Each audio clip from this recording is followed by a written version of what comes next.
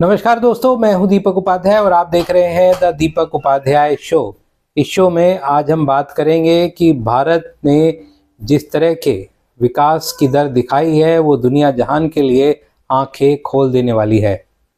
भारत पर अमेरिका ने कुछ दिन पहले 50% का टैरिफ लगा दिया था, लेकिन इसके बावजूद भी सेकेंड क्वार्टर में जिस समय अमेरिका ने ये टैरिफ लगाया था उसी क्वार्टर में भारत की जीडीपी 8.2 दर से बढ़ी है, जो कि इंटरनेशनली सबसे तेजी से बढ़ने वाली अर्थव्यवस्थाओं में से एक है।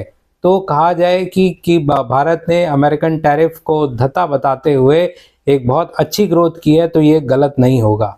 और इस ग्रोथ में जो सबसे इम्पोर्टेंट रोल प्ले किया है वो भारतीय त्योहारों ने रोल प्ले किया है, क्योंकि दिवाली का सीज़न आने वाला था और ऐसे में सरकार ने भी मैन्युफैक्चरिंग सेक्टर को ये इंडिकेट कर दिया था कि वो जीएसटी पर कुछ कमी करने जा रही है। प्रधानमंत्री नरेंद्र मोदी जी ने खुद अपनी जो लाल किले की स्पीच थी उसमें इस बात की घोषणा की थी कि वो एक बड़ा तोहफा देने जाएंगे, और उसी दौरान काफ़ी बड़ी मात्रा में मैन्युफैक्चरिंग सेक्टर जो है उसने प्रोडक्शन शुरू कर दिया था और उन चीज़ों का प्रोडक्शन किया था जो कि डोमेस्टिकली बनती थी। इसी वजह से जो मैन्युफैक्चरिंग है उसका प्रदर्शन बहुत अच्छा रहा। मैन्युफैक्चरिंग जो है वो 9.1% की दर से इस दौरान सेकेंड क्वार्टर में बढ़ी है, जो कि इससे पिछले साल 2.2 की दर से बढ़ी थी। यानी कि एक बहुत बड़ा जंप जो है वो मैन्युफैक्चरिंग सेक्टर ने लगाया है और उसकी वजह से जो है 8.2 का जो नंबर है वो सामने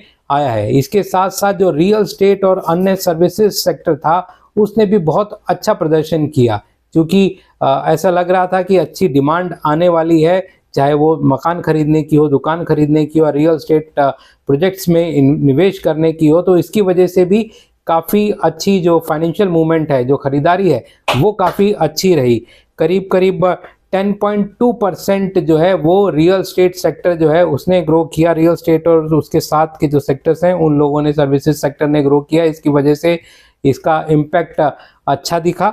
इसके साथ ही जो आपका कंजम्पशन है वो भी अच्छी थी। सरकार के जो एक्सपेंडिचर है उसमें भी काफ़ी ग्रोथ थी और इसी की वजह से इसका असर जो है वो जीडीपी नंबर्स पर दिख रहा है। और आने वाले समय में अगर इसी तरह से जीडीपी में और इन सेक्टर्स में कामकाज दिखता रहा, इनमें ट्रांजैक्शन दिखते रहे, तो भारत की जो ईयरली जो जीडीपी है वो 7% से ऊपर रह सकती है। हालांकि दूसरी तरफ जो वर्ल्ड बैंक और अन्य जो इंटरनेशनल फंड्स हैं उन्होंने 6.5% तक का अंदाज़ा लगाया है, लेकिन भारत सरकार जिस तरह से काम कर रही है और भारतीय एक्सपोर्ट में भी अच्छी खासी ग्रोथ है डिस्पाइट अमेरिकन टैरिफ, तो उससे उम्मीद है कि आने वाले टाइम में भारतीय जो सेक्टर्स हैं, जो इंडस्ट्रियल सेक्टर्स हैं, वो काफ़ी अच्छा प्रदर्शन करेंगे। दूसरी ओर सरकार की जो नीतियां हैं वो काफ़ी ट्रेड फ्रेंडली है।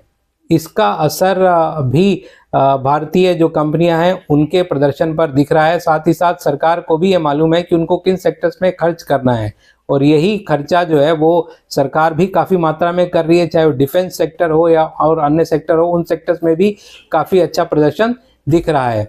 तो आज के लिए इतना ही। आप देखते रहिए द दीपक उपाध्याय शो।